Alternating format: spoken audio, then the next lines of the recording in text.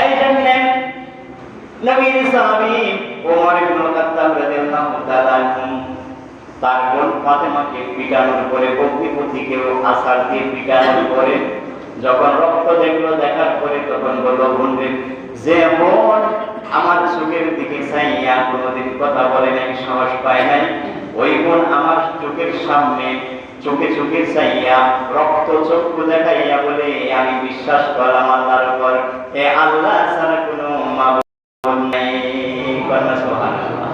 কিসে তাকে এত বীরাঙ্গনা বানিয়ে দিয়েছেন? এই কোরআনের মাঝে কি আছে আমার জানতে হবে। বোনকে, যেহেতু তিনি আরবি ভাষা জানেন, কোরআনের অর্থ ঠিকই বুঝেন, তাই বোনকে বললেন, আমাকে পড়তে দাও, দেখি এর মাঝে কি আছে। বলল, তোমার মতো কাফির এটা ধরতে পারবে না। এটা ধরতে বলে পদ্ধতি কি? বলে, আমি পদ্ধতি গোসল করতে